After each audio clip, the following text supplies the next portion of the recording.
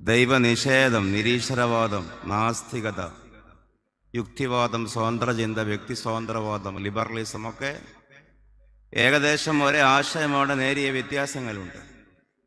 ഈ കാര്യങ്ങളൊക്കെ പ്രചരിപ്പിക്കുന്ന ഏത് വ്യക്തിയെ, ചെറുതും വലുതുമായ ഏത് വ്യക്തിയെ നിങ്ങൾ എടുത്താലും അഹ്ലുസുന്ന വൽ ജമാഅയുടെ അടിത്തറയിൽ നിന്നുകൊണ്ട് ദൈവാസ്തിക്യമോ അല്ലെങ്കിൽ ഇസ്ലാമിക വിശ്വാസത്തിൻ്റെ മറ്റടിസ്ഥാനങ്ങളോ സ്ഥാപിക്കുന്ന പണ്ഡിതന്മാരും പ്രബോധകന്മാരും മുന്നോട്ട് വെക്കുന്ന തെളിവുകൾ പരിശോധിച്ച് ഉറപ്പുവരുത്താതെ അല്ലെങ്കിൽ ഒരു തവണ പോലും വായിക്കാൻ പോലും മനസ്സ് കാണിക്കാതെയാണ് അവർ നിരീശ്വരവാദം പറയുന്നത്. നിങ്ങൾ പല വീഡിയോ ഒക്കെ കാണുന്നുണ്ടാകും. അതുകൊണ്ട് ഞാൻ പേരെടുത്ത് തന്നെ പറഞ്ഞാലിപ്പോൾ സി രവിചന്ദ്രനോ മൈത്രേയനോ നമ്മുടെ വിശ്വാസം വിട്ടുപോയ ഏതെങ്കിലും എക്സ് മുസ്ലിംസ് എന്നൊക്കെ പറയുന്ന ആളുകളോ ആയാലും, ഈവൻ കുറച്ച് വിവരസ്ഥരായ വൈശാഖൻ തമ്പിയോ സി വിശ്വനാഥ മാഷോ അവരൊക്കെ ആരായാലും വൈരനിര്യാതന ബോധമോ വിരോധമോ നമ്മുടെ ഒരു ശൈലിയല്ല. വൈജ്ഞാനികമായി പറയുകയാണ്. ദൈവാസ്തിക്യത്തിൻ്റെയും ഇസ്ലാമിക വിശ്വാസത്തിൻ്റെയും അടിസ്ഥാനം പറയുകയും പഠിപ്പിക്കുകയും ചെയ്യുന്ന പണ്ഡിതന്മാരുടെ കൈവശമുള്ള തെളിവുകൾ ഏതാണെന്ന് ഒരു തവണ പോലും വായിച്ചു നോക്കാതെയാണ് അവർ നിരീശ്വരവാദം പ്രചരിപ്പിക്കുന്നത്. വെല്ലുവിളി എന്നതിന് വേറൊരു വാക്കുണ്ടെങ്കിൽ ഞാനത് പറയുമായിരുന്നു.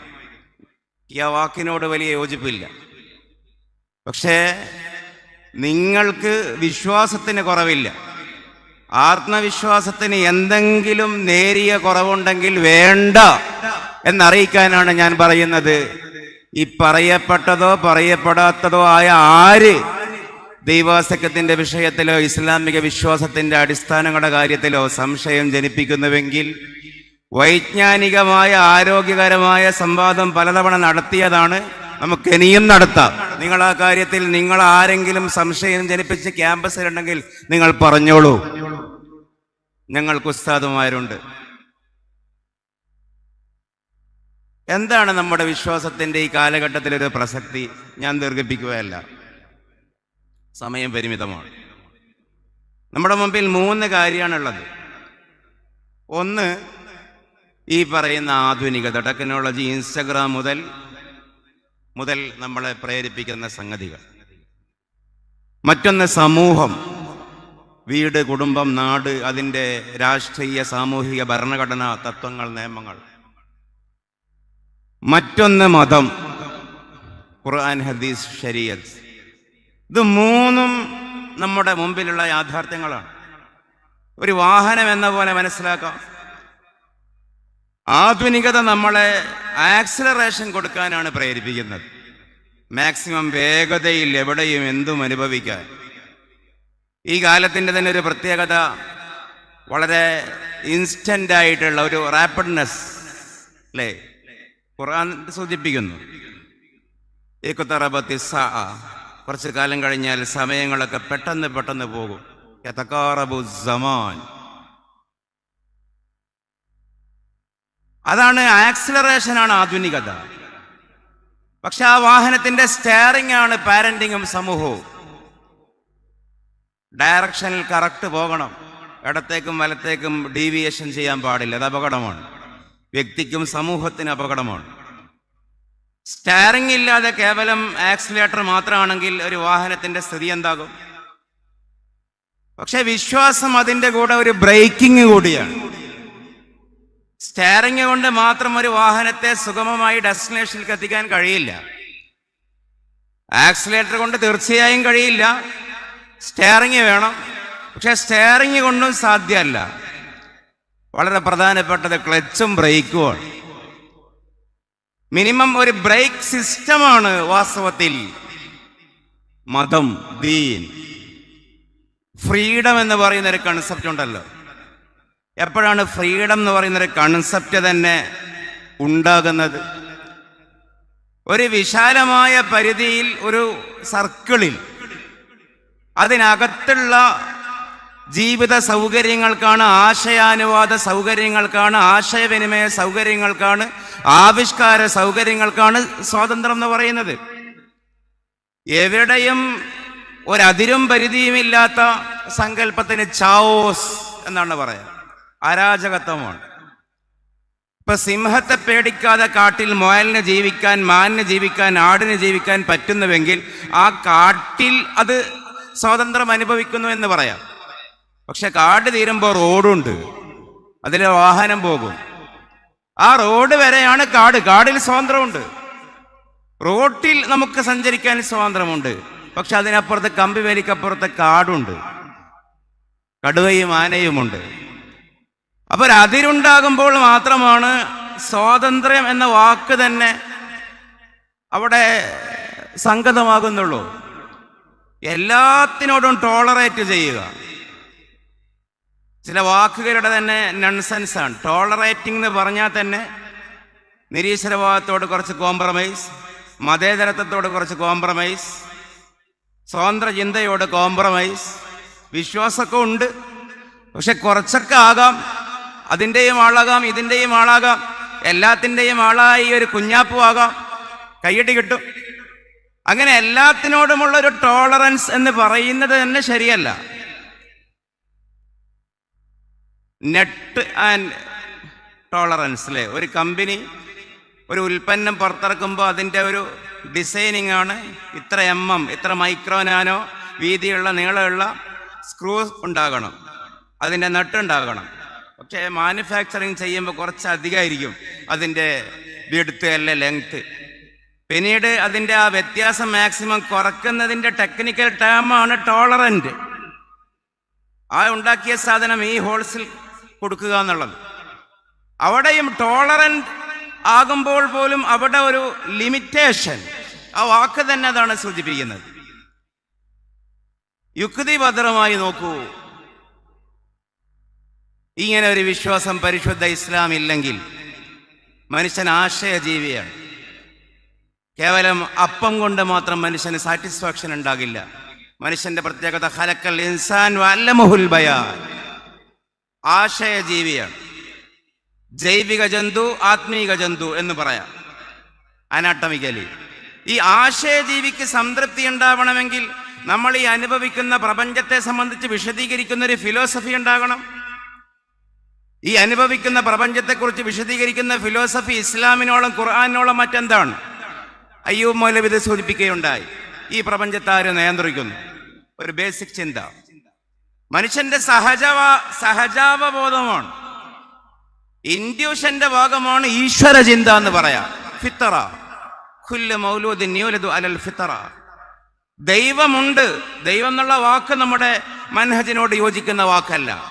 ഇസ്ലാം, അള്ളാഹു, സർവഭാഷയിലും അള്ളാഹുവാണ്. അങ്ങനെ ഒരു ജഗതീശ്വരനുണ്ട്, പരമശക്തിയുണ്ട് എന്നുള്ളത് മനുഷ്യന്റെ ബേസിക്കലായ ഇൻഡ്യൂട്ടീവായ ബോധമാണ്, നിഷേധിക്കാൻ കഴിയില്ല. ഉദയം വരുന്നു, അസ്തമനം വരുന്നു. ഈ പ്രാതിഭാസിക വൈവിധ്യങ്ങൾക്ക് പിന്നിലെ നിമിത്തം, ഏക നിമിത്തം, അതാണ് അള്ളാഹു. ഞാൻ നേരത്തെ പറഞ്ഞു, അള്ളാഹു ഇല്ല എന്ന് പറയുന്നവരുടെ വാദത്തിന്റെ പ്രശ്നങ്ങൾ. കിളിവാതിൽ മുട്ടാനേ നമുക്ക് സമയമുള്ളൂ. ലോകത്ത് ഗ്രാസ് റൂട്ടിംഗ് എന്ന് പറയുന്ന മനുഷ്യൻ ഒരു മരം പോലെ, അല്ലെങ്കിൽ എന്താ പറയാ, വലിയ കൊടുങ്കാറ്റടിച്ചാൽ, ചുഴലിക്കാറ്റടിച്ചാൽ വൻമരങ്ങൾ മുതൽ ചെറു ചെടി വരെ മണ്ണിൽ എന്തുകൊണ്ട് ബാക്കിയാകുന്നു എന്ന് ചോദിച്ചാൽ അതിന് റൂട്ട്സ്, വേരുകൾ ഉള്ളത് കൊണ്ടാണ്. ജീവിതത്തിലെ പ്രതിസന്ധികളും പ്രയാസങ്ങളും, ആശയപരമായ പ്രയാസങ്ങളും അനുഭവപരമായ പ്രയാസങ്ങളും. ആശയപരമായ പ്രയാസം വലിയ പ്രയാസമാണ്, ഉത്തരമില്ലായ്മ. അപ്പോഴാണ് നിരീശ്വരവാദിയാവുന്നത്, മറ്റു ചിന്തകളിലേക്ക് പോകുന്നത്. അത്തരം ഘട്ടങ്ങളിൽ പിടിച്ചു നിൽക്കാൻ വിശ്വാസമുണ്ടാകണം. ലോകത്തെ ചരിത്രത്തെ മാറ്റിത്തിരുത്തിയ എല്ലാ ലോക നേതാക്കന്മാരുടെയും പട്ടിക പരിശോധിച്ചാൽ, ലിസ്റ്റ് ഔട്ട് എടുത്ത് നോക്കിയാൽ, ശാസ്ത്രമേഖലയിൽ മുതൽ ചരിത്ര മേഖലയിലും ഇതിഹാസങ്ങളും പ്രതിഭാസങ്ങളും 3/2 കനത്ത കടുത്ത ഭക്തിവാദികളും വിശ്വാസികളുമായിരുന്നു. ഐസക് ന്യൂട്ടൻ മുതൽ മൈക്കൽ ഫാരഡേ അടക്കം നമ്മുടെ കാലഘട്ടത്തിലുള്ള നോബൽ സമ്മാന ജേതാക്കന്മാർ വരെ എടുത്ത് നോക്കിയാൽ ലോകത്ത് ഫിലോസഫിയെയും സയൻസിനെയും കോമ്പൈൻ ചെയ്യുന്ന ഗ്രാൻഡിഫൈഡ് തിയറികൾ മുന്നോട്ട് വെക്കുന്ന സീൻ കരോളിനെ പോലെയുള്ള റോജർ പെൻറോസിനെ പോലെയുള്ള പുതിയ നോബൽ സമ്മാന ജേതാവ്, അവരൊക്കെ വിശ്വാസത്തിന്റെ ആവശ്യം കനപ്പിച്ച് കടുപ്പിച്ച് പറയുന്നവരാണ്. അല്ലെങ്കിൽ സാറ്റിസ്ഫാക്ഷൻ ഉണ്ടാകൂല. കരിയറിസത്തിന്റെ ബേക്കിൽ മാത്രം പോയാൽ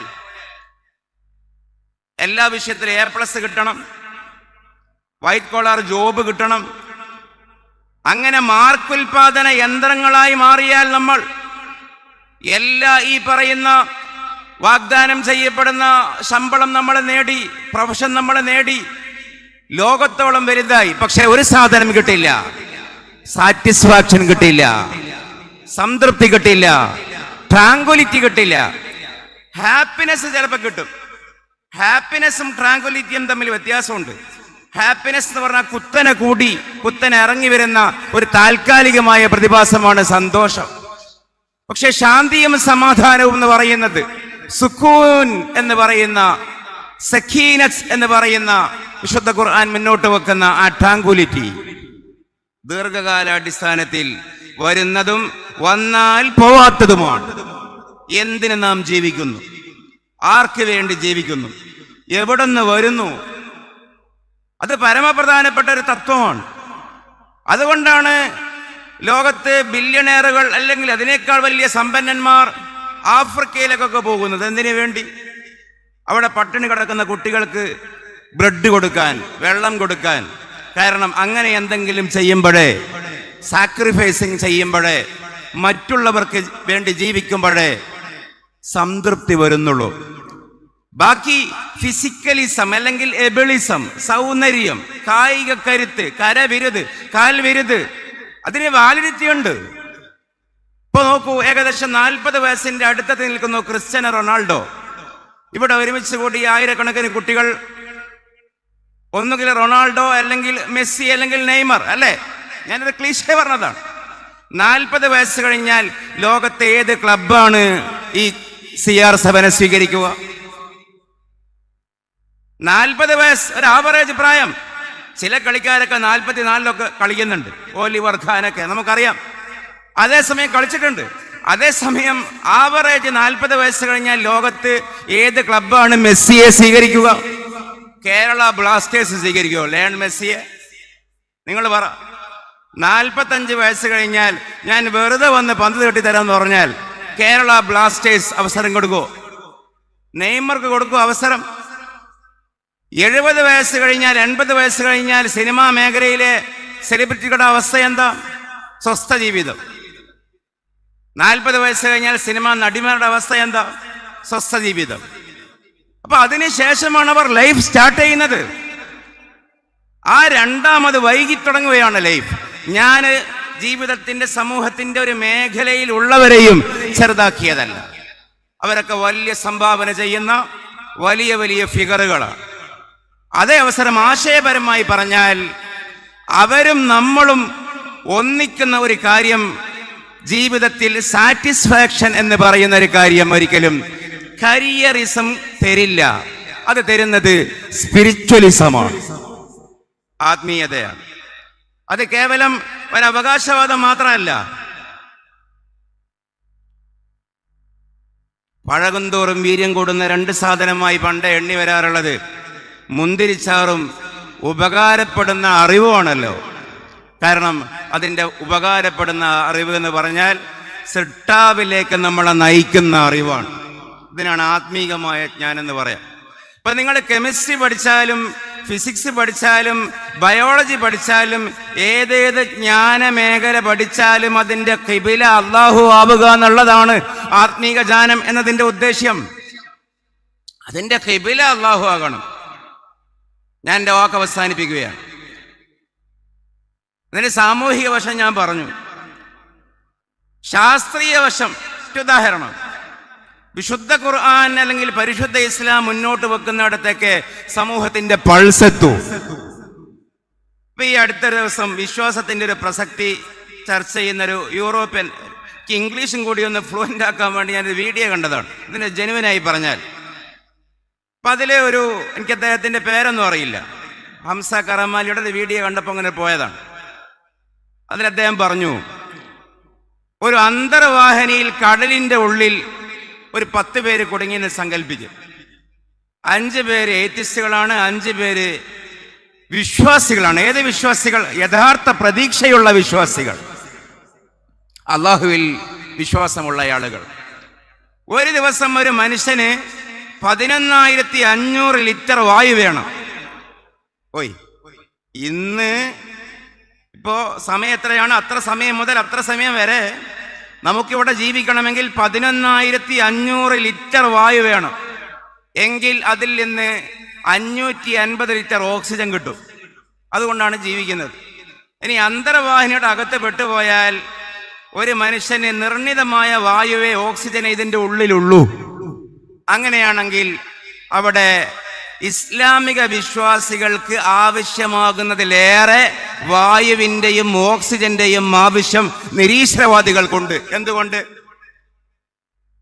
ഇനിയിപ്പോൾ ഇതിൻ്റെ അകത്ത് വെച്ച് നമ്മൾ മരിക്കുകയാണെങ്കിലും ഇത്രേ കരുതുള്ളൂ, ഏതായാലും ഒരു ദിവസം അള്ളാഹുവിൻ്റെ അരികിലേക്ക് പോകണം. ഇന്നാ ലില്ലാഹി വ ഇന്നാ ഇലൈഹി റാജിഊൻ. അത് നന്നാക്കി തരണമേ, ലാ ഇലാഹ ഇല്ലല്ലാഹ് എന്ന് കരുതി ശാന്തമായിരിക്കും ഒരു മുസ്ലിം. വലസ്തു ഉബാലിഹീന ഉഖ്തേൽ മുസ്ലിമ അലാ അയ്യി ശിക്കിൻ കാന ലില്ലാഹി മസ്റഈ. തൂക്കിക്കൊല്ലുന്ന അവസരത്തിൽ സഹാബി പാടിയതാണ്. No problem at all. ചുരുക്കി പറഞ്ഞാൽ ഒരു മുസ്ലിമിന് ആവശ്യമാകുന്നതിലേറെ വായു നിരീശ്വരവാദിക്ക് വേണം. കാരണം അവൻ വെപ്രാളത്തിലാണ്, അവൻ ബേജാറിലാണ്. വിട്ടുകൊടുക്കുക, മാപ്പ് കൊടുക്കുക, ജീവിതത്തെ അതിൻ്റെ പൊരുൾ മനസ്സിലാക്കി നിസ്സാരമായി കാണുക, ഇതൊക്കെ വിശ്വാസികൾക്കേ സാധിക്കൂ. സമൂഹത്തിലെ സെലിബ്രിറ്റികൾ വിവാഹമോചനം ചെയ്താൽ എന്താ നടക്കുന്നത്? ആലോചിച്ചൊക്കെ. ഞാൻ വിഷയം ദീർഘിപ്പിക്കുന്നില്ല. പക, പ്രതികാരം. ഖുർആൻ എന്താ ഒറ്റ എക്സാമ്പിൾ മാത്രം, ആയിരക്കണക്കിനുള്ളത്.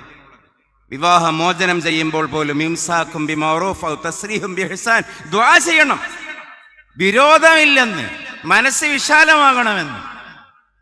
കേരളത്തിൽ ഏറ്റവും കൂടുതൽ ഈയിടെ കുട്ടികൾ കണ്ട, അത് പറയുമ്പോൾ ഞാൻ ഇങ്ങോട്ടേക്ക് സ്ലിപ്പായതാണ്, അല്ലെങ്കിൽ മലയാളികൾ കണ്ട സിനിമ ഒരു എക്സാമ്പിൾ, ലോക.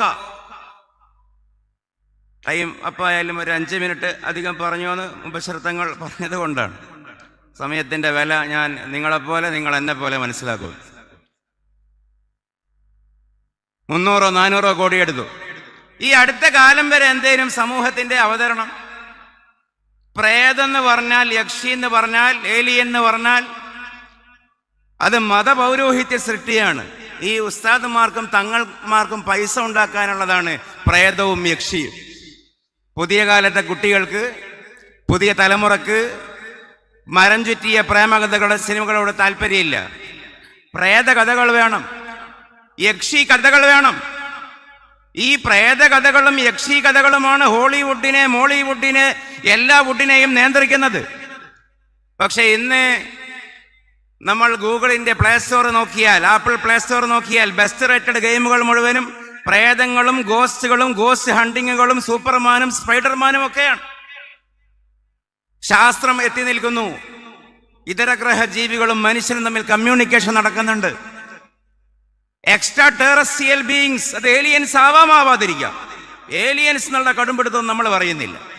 ഏലിയൻസ് ആവാമാവാതിരിക്കാം. ഈ എക്സ്ട്രാ ടെറസ്ട്രിയൽ ബീയിങ്സും ഭൂമിയിലെ മനുഷ്യരും തമ്മിൽ കമ്മ്യൂണിക്കേഷൻ ഉണ്ട്, ആശയവിനിമയം നടക്കുന്നുണ്ട്, കല്യാണം വരെ നടക്കുന്നുണ്ട്, പ്രണയം വരെ നടക്കുന്നുണ്ട്. ഇത് അതിനെക്കുറിച്ചുള്ള പുസ്തകം വരുന്നു. ഇപ്പൊ ജാക്വസ് വാലിയുടെ ഒരു പുസ്തകമാണ്, ഇന്നും ജീവിച്ചിരിക്കുന്ന ആളാണ്, മെസ്സഞ്ചേഴ്സ് ഓഫ് ഡിസെപ്ഷൻ, ചതിയുടെ ദൂതന്മാർ. അദ്ദേഹം പറയുന്നത്, ഇപ്പോൾ ചില മരുഭൂമി, ഇപ്പോൾ പ്രോഹിബിറ്റഡ് ഏരിയ ഓഫ് 51 അമേരിക്കയിലെ നവാദോ, അതുപോലെ ബാർമുഡ ട്രയാങ്കിളൊക്കെ അദ്ദേഹം മെൻഷൻ ചെയ്യുന്നത് നമ്മുടെ വകയല്ല.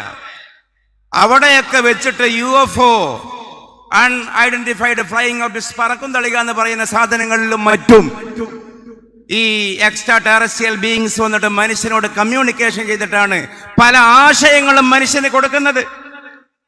റോക്കറ്റ് സാങ്കേതിക വിദ്യയുടെ പിതാവായ ജാക്ക് പാർസന് എങ്ങനെ റോക്കറ്റ് ഉണ്ടാക്കാം, മിസൈൽ ടെക്നോളജി ഉണ്ടാക്കാന്ന് പോലും പഠിപ്പിച്ചത് ഒരു ഏലിയനാണ്. ദാറ്റ് ഈസ് എ ജിന്ന് എന്ന് ജാക്കസ് വാലി ഒരു എക്സാമ്പിൾ. പക്ഷേ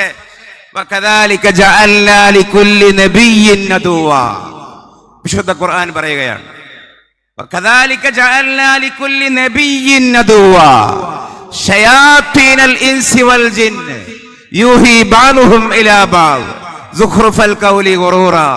അതല്ലേ ഖുർആൻ പറഞ്ഞത്? മനുഷ്യരിലും ജിന്നുകളിലും പെട്ട പിശാചുക്കൾ, ഖുർആൻ ഉപയോഗിച്ചവർക്ക് ശൈത്വാൻ എന്നാണ്. അവർ തമ്മിൽ കമ്മ്യൂണിക്കേഷൻ ഉണ്ട്, അവർ തമ്മിൽ ആശയവിനിമയം നടക്കുന്നുണ്ട്. എന്നിട്ട് എക്സ്ട്രാ ടെറസ്ട്രിയൽ ബീയിങ്സ്, ശൈത്താൻ ജിന്നാണ്. ജിന്നിന്റെ താരീഫ് തന്നെ എന്താ? ജിന്നിന്റെ താരീഫ് തന്നെ മനുഷ്യനെ പോലെ ഒരു ഭൗതിക വസ്തുവല്ല. ജിന്ന് മെറ്റാഫിസിക്കലായ ഒരു എൻറ്റിറ്റിയാണ്. യൂഹി ബാലുഹും ഇലാ ബാൽ, അവരിൽ നിന്ന് ചിലർ ഇവർക്ക് പഠിപ്പിച്ചു കൊടുക്കുന്നു. എന്താണ് പഠിപ്പിച്ചു കൊടുക്കുന്നത്? സുഖ്റുഫൽ ഖൗൽ, മനോഹരമായ സിദ്ധാന്തങ്ങൾ, ക്യാച്ചിങ് വേർഡ്സ് പഠിപ്പിക്കുന്നു. സുഖ്റുഫൽ ഖൗലി ഗുറൂറ, മനുഷ്യരെ ചതിക്കാൻ വേണ്ടി. അതുകൊണ്ട് പ്രിയപ്പെട്ടവരെ, ഈ ദുർബോധനം ചെയ്യുന്ന ഇത്തരം മനുഷ്യ പരിധിക്ക് വെളിയിലുള്ള ശക്തികളാണ് ഇന്നീ കാണുന്ന ആധുനികമായ എല്ലാ ഇത്തരം സിദ്ധാന്തങ്ങളും മനുഷ്യന് പകർന്നത്. ഭംഗി വാക്കുകൾ, തെളിവുകൾ നയിക്കട്ടെ. My body is my choice, my health is my choice, my choice is to my choice ഒക്കെ ഭംഗി വാക്കുകളാണ്. ആണും പെണ്ണും മാത്രമല്ല ലൈംഗികത ഉണ്ടാവേണ്ടത്. ക്യൂർ ആക്ടിവിസം, LGBTQ+, ആണിന് പെണ്ണാവാം, പെണ്ണാണാവാം. ഇത്തരം കണ്ട ആയുധപരമായ തെറ്റായ ആശയപരമായ എല്ലാ സംഗതികളും യൂഹി ബാലുഹും ഇലാ ബാൽ, അത് അവിടെ നിന്ന് പിശാച് മനുഷ്യന് കൊടുത്തതാണെന്ന് പരിശുദ്ധ ഖുർആൻ ആധുനിക ലോക വരെ അതിനടിവരയിടുന്നു. എന്താ പരിഹാരം? മഹത്തായ സമസ്തയൊക്കെ മുന്നോട്ട് വെക്കുന്ന സുന്നത്ത് ജമാഅത്തിന്റെ കൂടെ പരിഹാരം. 100 ചോദ്യങ്ങൾക്ക് 101 മറുപടി മാത്രം പരിഹാരമാകില്ല. പരിഹാരം ആത്മീകമായിട്ടുള്ള മുസാഹബത്താണ്, മുജാലസത്താണ്, സൂറത്തുൽ ഫലക്കാണ്, സൂറത്തുൻ നാസാണ്, മന്ത്രമാണ്, ദുആയാണ്, പൊരുത്തമാണെന്ന് വിശുദ്ധ ഖുർആൻ. ഇൻഷാ അല്ലാഹ്. പ്രിയമുള്ളവരെ, ഈ വിഷയ സംബന്ധിയായി ഒരു 2 ചോദ്യങ്ങൾ, അതിനുള്ള സമയം നമ്മുടെ മുമ്പിലുള്ളൂ. അതുകൊണ്ട് ആദ്യം വരുന്ന 2 ആളുകൾക്ക് ചോദിക്കാൻ വരും.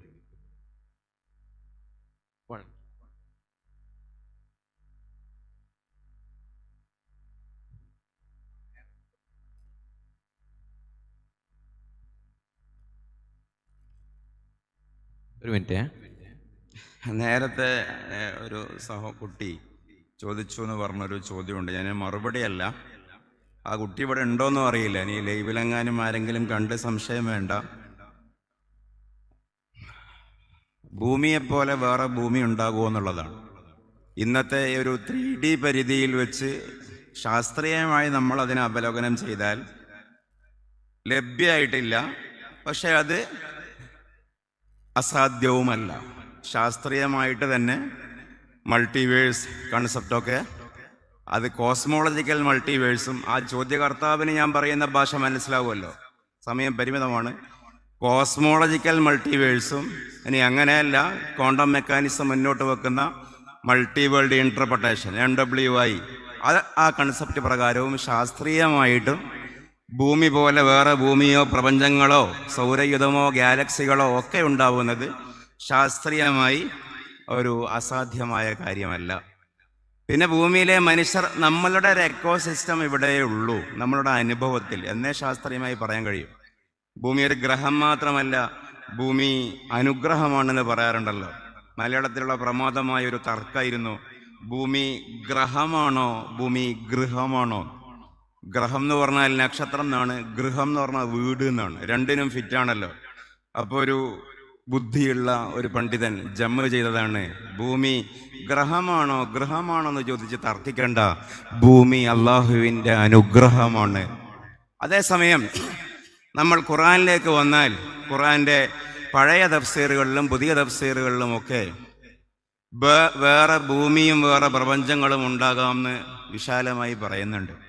ഇപ്പോൾ ഫാത്തിഹ തന്നെ തുടങ്ങുന്ന റബ്ബുൽ ആലമീൻ, ആലമീൻ പ്രപഞ്ചങ്ങളുടെ രക്ഷിതാവ് എന്നതിനെ വിശദീകരിച്ചുകൊണ്ട് പഴയ തഫ്സീറുകൾ എന്ന് പറഞ്ഞാൽ ക്ലാസിക് മുഅ്തമദായ തഫ്സീറുകളിൽ തന്നെ തസവൂഫിൻ്റെ പണ്ഡിതന്മാരെ ഉദ്ധരിച്ചുകൊണ്ട് വേറെ ഭൂമിയുടെ സാധ്യത പറയുന്നുണ്ട്. അവിടെ രണ്ട് അഭിപ്രായം. ഒന്ന്, നബി സല്ലല്ലാഹു അലൈഹി വസല്ലം മിഅ്റാജിന് പോയപ്പോൾ നരക സ്വർഗ ശിക്ഷ രക്ഷയൊക്കെ കണ്ടല്ലോ. അവിടെ രണ്ടഭിപ്രായം. ഒന്ന്, നമ്മൾ ഈ പറയുന്നത് പോലെ പാസ്റ്റിലേക്കും അതേപോലെ ഫ്യൂച്ചറിലേക്കും മനുഷ്യന് സഞ്ചരിക്കാൻ പറ്റും എന്നൊക്കെ പറയുന്നുണ്ടല്ലോ. ഞാൻ അതിലേക്ക് എൻ്റെ വിഷയം കൊണ്ടുപോകുന്നില്ല. അതേപോലെ ഭാവിയിൽ ഭൂമിയെ അപേക്ഷിച്ചുകൊണ്ട് ഭാവിയിൽ അവിടത്തേക്ക് പോകുമ്പോൾ പിന്നെ അത് ഭാവിയല്ല, അവിടെ കാലം ഭൂമിയിലെ കാലമല്ല. അതുകൊണ്ട് നബി സല്ലല്ലാഹു അലൈഹി വസല്ലം ഭൂമിയിലെ ഭാവി കണ്ടതാണ് സ്വർഗവും നരകവും ഒരു വ്യാഖ്യാനം. മറ്റൊരു വ്യാഖ്യാനം അങ്ങനെയല്ല, ഇപ്പൊ കുറെ ഭൂമിയിൽ മനുഷ്യന്മാരൊക്കെ ജീവിക്കുന്നുണ്ട്, അവരുടെ രക്ഷാശിക്ഷയാണ് നബി സല്ലല്ലാഹു അലൈഹി വസല്ലം കണ്ടത്. ഈ രണ്ടാമത്തെ അഭിപ്രായത്തെ ബലപ്പെടുത്തിയിട്ട് ഇപ്പൊ ഈജിപ്തിലുള്ള വലിയൊരു ഖുർആൻ പണ്ഡിതനാണ് ഡോക്ടർ സുഗുലൂർ റാഗിബ് മുഹമ്മദ്. അദ്ദേഹത്തിന്റെ കിതാബാണ് അസ്സമാഉ ഫിൽ ഖുർആൻ.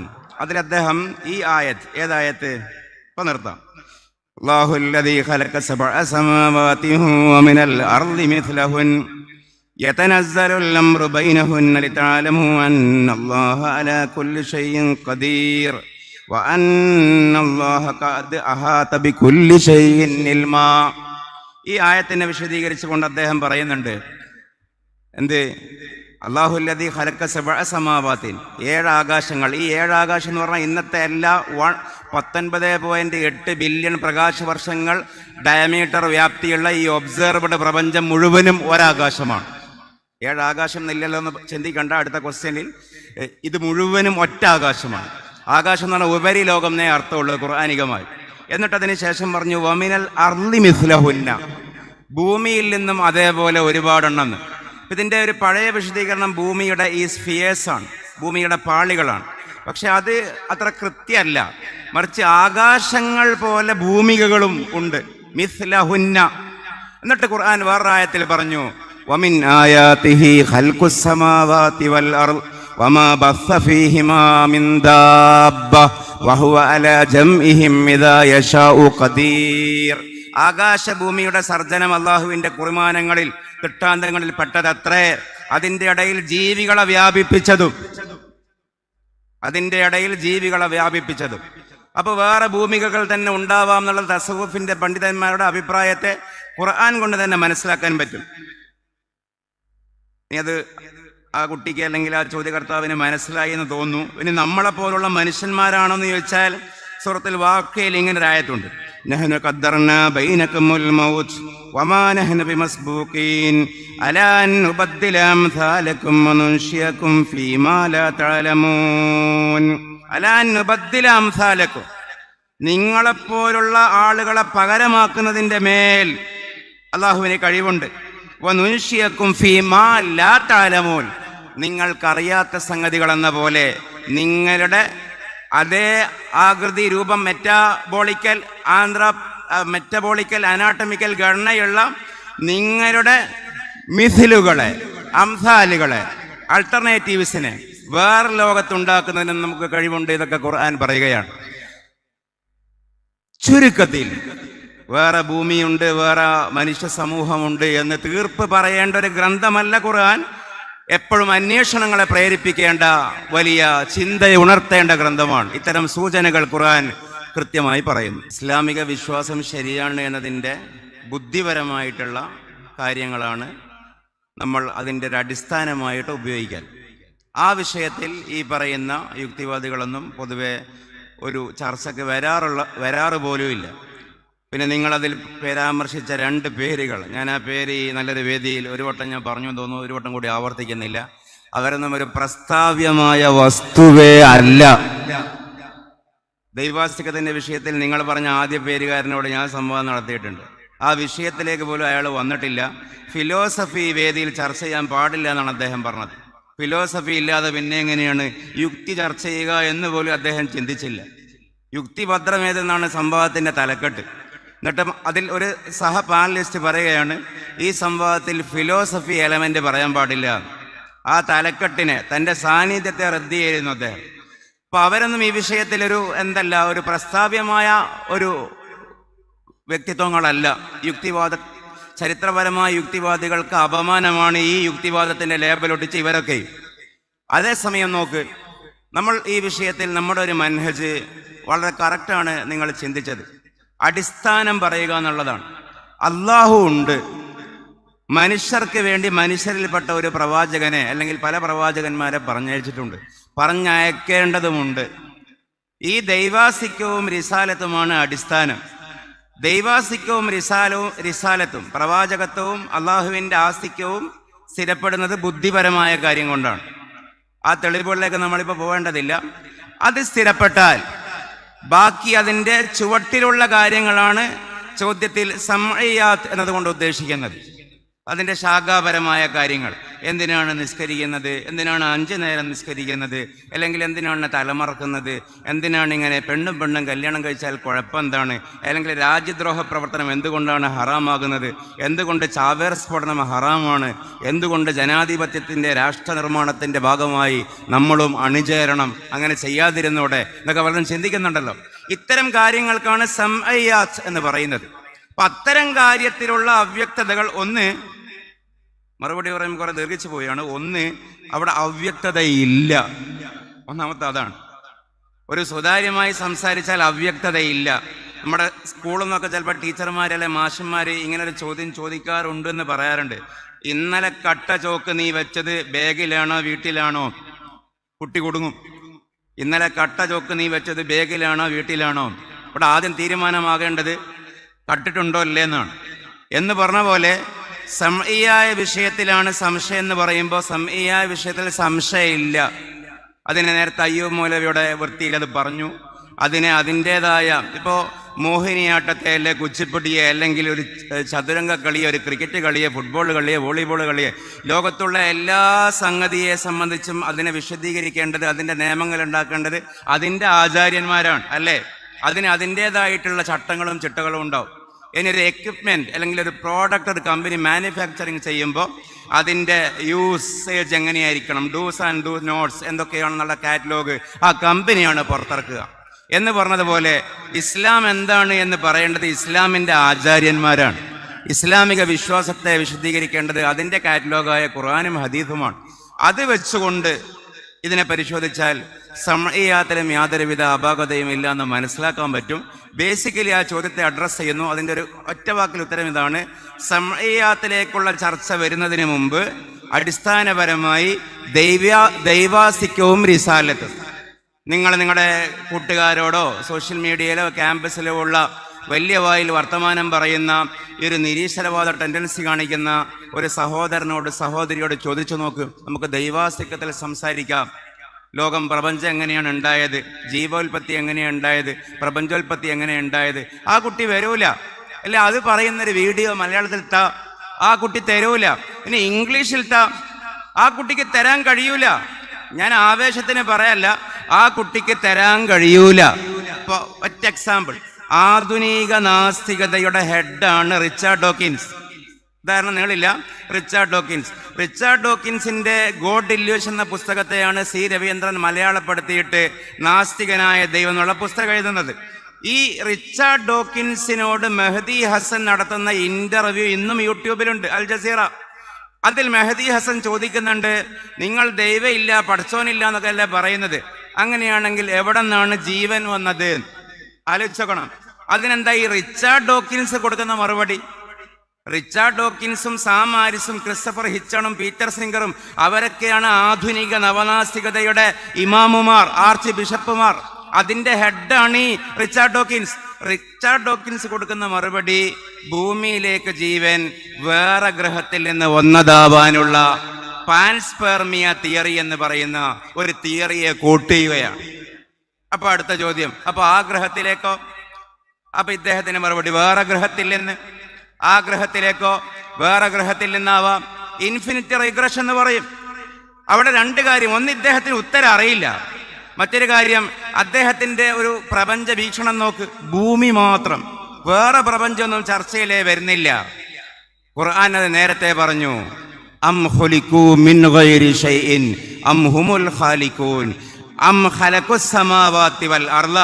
3-4 ചോദ്യം ചോദിച്ചിട്ട് പറഞ്ഞു, ഇത്തരത്തിലുള്ള നിരീശ്വരവാദികൾ ബല്ലാ യൂഖിനൂൻ, അവർക്കൊന്നിലും ഒരു ബോധ്യമുണ്ടാവുകയില്ല. അവർ പറയും അവിടെ നിന്നാകാം, മറ്റവിടെ നിന്നാകാം. അതുകൊണ്ട് ഞാൻ ഷോർട്ടാക്കി, ഇത്തരം വിഷയങ്ങൾ അവരോട് ചോദിച്ചാൽ അവർ ബേസിക്കൽ ചർച്ചയിലേക്ക് വരൂല. ആ ബേസിക്കൽ ചർച്ചയിലേക്ക് വരാൻ അവർക്ക് പറ്റായ്മയാണ് നമ്മൾ അഡ്രസ്സ് ചെയ്യേണ്ടതും ഫോക്കസ് ചെയ്യേണ്ടതും. നേരത്തെ അയ്യൂബ് മൗലവി അടക്കം ഇവിടെ പറഞ്ഞതുപോലെ, ഇത് ഉത്തരം മുട്ടിക്കാനല്ല, വെല്ലുവിളിക്കാനല്ല, നമ്മളാണ് വലുത് എന്ന് കാണിക്കാനല്ല, നമുക്ക് ഈ ബോധ്യമുണ്ടാകാൻ, ഒന്നമർത്തി സുജൂദ് ചെയ്യാൻ, സുബ്ഹാന റബ്ബിയൽ അഅല വബിഹംദിഹി എന്ന് അർത്ഥമറിഞ്ഞ് പറയാൻ, അൽഹംദുലില്ലാ എന്ന് പറഞ്ഞ് അള്ളാഹുവിനോട് ദുആ ചെയ്യുമ്പോൾ അള്ളാഹുവിനെ ഓർത്ത് പറയാൻ, ഈ വെളിച്ചത്തിലേക്കും നന്മയിലേക്കും എന്തേ ഇവരും എത്താത്തത് എന്ന് അവരെ സംബന്ധിച്ച്, നിരീശ്വരവാദികളെ സംബന്ധിച്ച്, സ്വതന്ത്രചിന്തകരെ സംബന്ധിച്ച് ജീവകാരുണ്യ ബോധത്തോടെ, കരുണയോടെ, ആർദ്രതയോടെ ഓർക്കാൻ. ഒരു നിരീശ്വരവാദിയോട് നമുക്ക് ദേഷ്യം ഉണ്ടാകാൻ പാടില്ല, ഒരാളോടും നമുക്ക് വ്യക്തിപരമായി വിരോധം ഉണ്ടാകാൻ പാടില്ല. മാക്സിമം ഉണ്ടാവേണ്ട ഭാവം ഒരു ജീവകാരുണ്യ ഭാവം. ശരീരത്തിന് ക്യാൻസർ പിടിച്ച ആളെ നമ്മൾ എങ്ങനെയാണ് ട്രീറ്റ് ചെയ്യാം?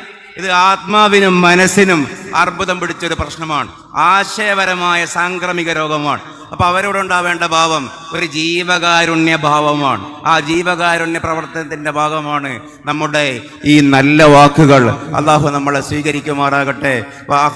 അൽഹംദുലില്ലാഹി റബ്ബിൽ ആലമീൻ. വസ്സലാമു അലൈക്കും വറഹ്മത്തുള്ളാഹി വബറകാതുഹു.